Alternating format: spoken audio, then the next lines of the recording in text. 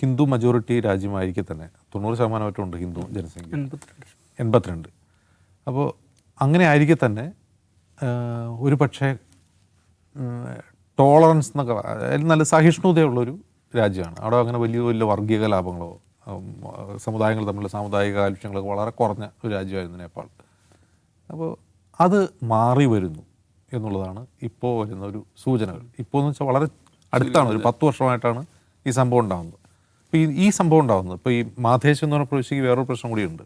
മാധേശ് യുപിയും ബീഹാറുമായിട്ട് അതിർത്തി പങ്കെടുക്കുന്ന ഒരു പ്രൊവിൻസാണ്, ഒരു സ്റ്റേറ്റാണ്, നമ്മുടെ ഇത് പറയുന്ന ഒരു സംസ്ഥാനമാണ് മാധേശ്. അപ്പോൾ ആ സംസ്ഥാനത്തിൻ്റെ വേറൊരു പ്രത്യേകത കൂടിയുണ്ട്. മാധേശികൾ പൊതുവെ ഇന്ത്യൻ വംശജരാണ്. നമ്മൾ നേപ്പാളികൾ എന്ന് പറയുമ്പോൾ നമുക്ക് കാണുന്ന ഒരു രൂപമുണ്ടല്ലോ, ആ രൂപമല്ല മാധേശികളുടേത്. അവർ ഇന്ത്യ വംശജരാണ്. മാത്രമല്ല ഈ യുപിയിലും ബീഹാറിലും ഒക്കെ ബന്ധുക്കളൊക്കെയുള്ള നിരന്തരം ഈ ക്രോസ് ബോർഡർ യാത്ര ചെയ്യുന്ന, വിവാഹങ്ങൾ പോലും അങ്ങോട്ടും ഇങ്ങോട്ടും കഴിക്കുന്ന ഒരു കമ്മ്യൂണിറ്റിയാണ്. അത് ഇന്ത്യയുമായിട്ട് വളരെ അടുത്ത് നിൽക്കുന്ന ഒരു പ്രദേശമാണ് മാധേശ്. ഈ മാധേശിൻ്റെ ഒരു പ്രശ്നം, ഒരു ഇൻബിൽട്ട് പ്രശ്നം എന്താണെന്ന് വെച്ചാൽ നേപ്പാളിൻ്റെ ഒരു റെജീമിൽ അവർ എല്ലാ കാലത്തും അവഗണിക്കപ്പെടുന്നവരാണ്. അതായത് വലിയ തോതിലുള്ള വിവേചനം നേരിടുന്ന ഒരു സ്റ്റേറ്റാണ് മാധേശ്. അതിൻ്റെ പ്രധാനപ്പെട്ട കാരണം ഒന്ന്, അവർ മുഖ്യധാര നേപ്പാൾ വംശജരല്ല, അവർ ഇന്ത്യൻ വംശജരാണ്. 2, ഇതിൻ്റെ ഒരു സദേൺ പോർഷനിലാണ് ഇവർ കിടക്കുന്നത്. ഈ നേപ്പാളിൻ്റെ ഒരു രാഷ്ട്രീയ അധികാരം എപ്പോഴും കാഠ്മണ്ഡു കേന്ദ്രീകരിച്ചായിരിക്കും. കാഠ്മണ്ഡു കേന്ദ്രീകരിച്ചുള്ള എലീറ്റുകളാണ് എപ്പോഴും രാഷ്ട്രീയം കൈകാര്യം ചെയ്യുന്നത്. അതിനെതിരെയായിരുന്നു ജൻസി കലാപം. ഈ കാഠ്മണ്ഡുവിലെ എലീറ്റ് രാഷ്ട്രീയത്തിനെതിരെയായിരുന്നു ജൻസി കലാപം നടന്നത്. മാധേശ് അതിൻ്റെ ഒരു പ്രധാനപ്പെട്ട ഹോട്ട്സ്പോട്ടായിരുന്നു ഈ കലാപത്തിൻ്റെ. അപ്പോൾ അതൊക്കെ ശരിയാണ്. എന്നിട്ടും ആ കലാപം നടന്നിട്ടും ഇപ്പോൾ മാധേശിൽ നിന്നുള്ള ആളുകൾക്ക് അവിടെ റെപ്രസെൻറ്റേഷൻ കിട്ടിയോന്ന് വെച്ചാൽ ഇല്ല, കൃത്യമായ റെപ്രസെൻറ്റേഷൻ ഇല്ല എന്നുള്ളൊരു പ്രശ്നമുണ്ട്. പിന്നെ ഈ പുതിയ ഭരണഘടന അനുസരിച്ച് ഓരോ സ്റ്റേറ്റുകൾക്കും പ്രത്യേകമായ പോലീസ് സംവിധാനം വേണമെന്നൊക്കെ വ്യവസ്ഥ ചെയ്തിട്ടുണ്ടെങ്കിൽ ഇപ്പോഴും അത് സാധ്യമായിട്ടില്ല. അപ്പോൾ അതിൻ്റെ ഒരു പ്രശ്നം എന്താ വെച്ചാൽ ഒരു ചെറിയൊരു ടെൻഷൻ, ലോക്കൽ ടെൻഷൻ ഉണ്ടായി കഴിഞ്ഞാൽ തീരുമാനം എടുക്കുന്നത് ആഭ്യന്തരമന്ത്രി ആയിരിക്കും. ഈ വിഷയത്തിൽ ആഭ്യന്തരമന്ത്രി 4 ദിവസം കഴിഞ്ഞിട്ടാണ് അവിടെ എത്തിയത്.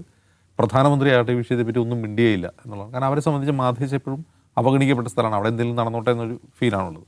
പക്ഷെ പ്രശ്നം അതൊന്നുമല്ല. പ്രശ്നം നേപ്പാളിൽ ഇത്തരം സംഭവങ്ങൾ ആവർത്തിക്കുന്നു, നിരന്തരം ഉണ്ടാകുന്നു എന്നുള്ളതാണ്. അത് നേപ്പാൾ മാധ്യമങ്ങൾ തന്നെ എന്താണ് ഹിമൽ ഖബർ എന്ന് പറയുന്ന നേപ്പാളിൽ ഒരു പ്രധാനപ്പെട്ട പത്രമാണ്. അവരിന്ന് എഴുതിയൊരു എഡിറ്റോറിയലുണ്ട്. അതിൽ പറയുന്നൊരു കാര്യം, ഇത് നേപ്പാൾ പാരമ്പര്യമല്ല ഇങ്ങനെ കലാപങ്ങളുണ്ട്, ഇത് ഇന്ത്യക്കാരുടെ സ്വഭാവമാണ്. ഇന്ത്യയിലാണ് ഇങ്ങനെ നടക്കുക.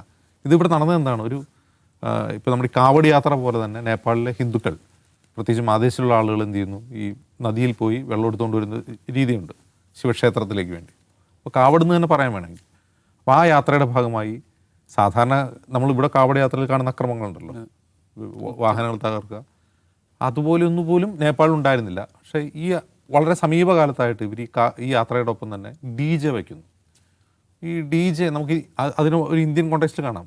രാംനവമിക്ക് DJ കൊണ്ടുവരിക, മോസ്കിന് മുമ്പിലെത്തുമ്പോൾ വോളിയം കൂട്ടുക, പിന്നെ അശ്ലീല ഗാനങ്ങൾ, വർഗീയ ഗാനങ്ങൾ പ്രചരിക്കുക, ഇതേ രീതി ഈ മാധേശിൽ ചെയ്യുന്നു. ഇവിടെ ഉണ്ടായത് എന്താണ്, ഈ യാത്രാ സംഘങ്ങളിൽ ഒരാൾ ഒരു മുസ്ലിം പള്ളിയുടെ അടുത്തുണ്ടായിരുന്നൊരു മുസ്ലിം ഫ്ലാഗ് എടുത്ത് മാറ്റി അവിടെ ഈ ഭഗവത് ധ്വജ സ്ഥാപിച്ചു. അതിനെ തുടങ്ങി അവിടെ ഒരു ലോക്കലായിട്ടൊരു ഡിസ്പ്യൂട്ട് ഉണ്ടായി. പിറ്റേ ദിവസം എന്ത് ചെയ്യുന്നു, ഇതിൻ്റെ വോളിയം കൂട്ടി, ഈ പറയുന്ന DJയുടെ വോളിയം കൂട്ടുന്നു, അത് പരസ്പരം സംഘർഷമാകുന്നു, കല്ലേറുണ്ടാകുന്നു, പോലീസ് ഫയറിങ് നടക്കുന്നു. അപ്പോൾ സാധാരണ അത്തരം ചെറിയ സംഭവങ്ങൾ കഴിഞ്ഞൊരു 10 വർഷമായിട്ട് നടക്കുന്നുണ്ട്. പക്ഷേ ഇത്തവണ ഉണ്ടായ സംഭവം എന്താണെന്ന് വെച്ചാൽ, ഈ സംഭവം ഉണ്ടായ ഉടൻ തന്നെ അത് ആ സ്റ്റേറ്റ് മുഴുവൻ വ്യാപിക്കുന്നുള്ളതാണ്. ഒരു ലോക്കൽ ഇഷ്യൂ ഉണ്ടായ ലോക്കൽ ഇഷ്യൂവിൽ കണ്ടെയ്ൻ ചെയ്ത് കളയാൻ പോലീസിന് പറ്റുമായിരുന്നു. ഇതങ്ങനെയല്ല. അവിടെ ഒരു സംഭവം ഉണ്ടായി എന്നുള്ളത് സോഷ്യൽ മീഡിയ വഴി വ്യാപകമായി പ്രചരിപ്പിക്കുകയും അത് വലിയൊരു ആസൂത്രിത ഓർഗനൈസ്ഡ് റയറ്റായി മാറുകയും ചെയ്യുന്നു. ഇത് നേപ്പാളിൽ ഒരിക്കലും സംഭവിച്ചിട്ടില്ല എന്നാണ് ഈ പത്രത്തിൻ്റെ എഡിറ്റോറിയൽ പറയുന്നത്. അപ്പോൾ ഈ പത്രത്തിൻ്റെ എഡിറ്റോറിയൽ ചൂണ്ടിക്കാട്ടുന്ന പ്രധാനപ്പെട്ട കാര്യം, ഇതൊരു RSS രീതിയാണ്.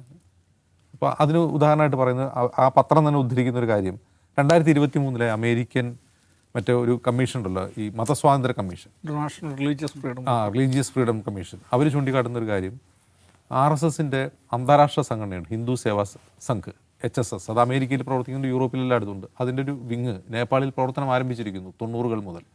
അതാരും അത്ര മൈൻഡ് ചെയ്യുന്നില്ല. അതും പോരാ, വിശ്വ ഹിന്ദു പരിഷത്തും അതുപോലെ ബജ്രംഗ് ദളും അവിടെ പ്രവർത്തിക്കുന്നുണ്ട് എന്ന് ഈ പത്രം പറയുന്നു.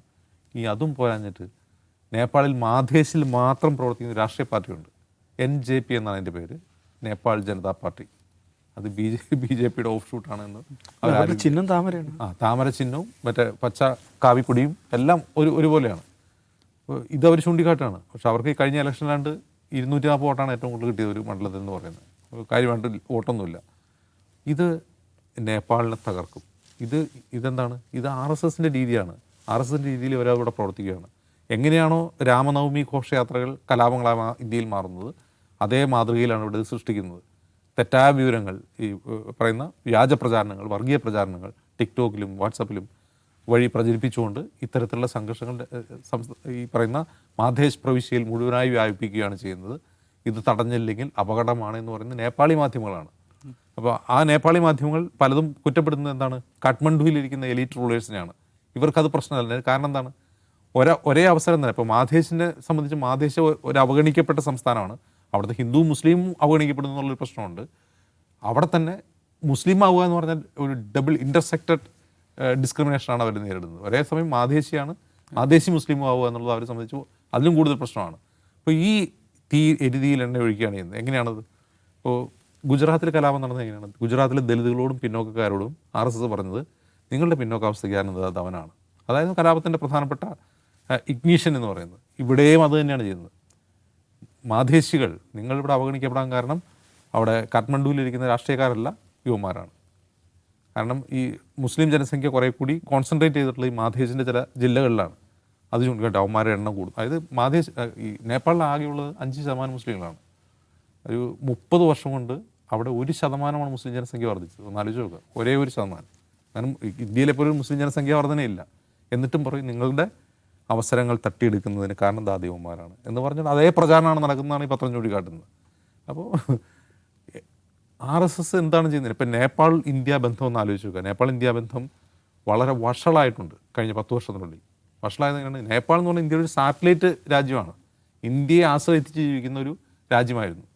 അങ്ങനെ ഇരിക്കുക, അതായത് ഇന്ത്യയിൽ നിന്ന് പെട്രോൾ ചെയ്യുന്നില്ല, അവിടെ വണ്ടി ഓടില്ല. ഇന്ത്യയിൽ നിന്ന് ഭക്ഷണം എത്തില്ല, അരി എന്നില്ല, അവിടെ ഭക്ഷണം കഴിക്കില്ല. അത്രമാത്രം ഇന്ത്യ ഡിപ്പെൻഡ് ചെയ്യുന്ന ഒരു രാജ്യം ഒരു ചൈനീസ് അലയായി മാറുന്നു.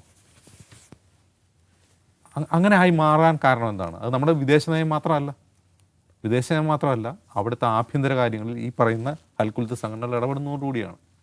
അവരതിനെ റിജക്റ്റ് ചെയ്യുന്നതോടുകൂടിയാണ്.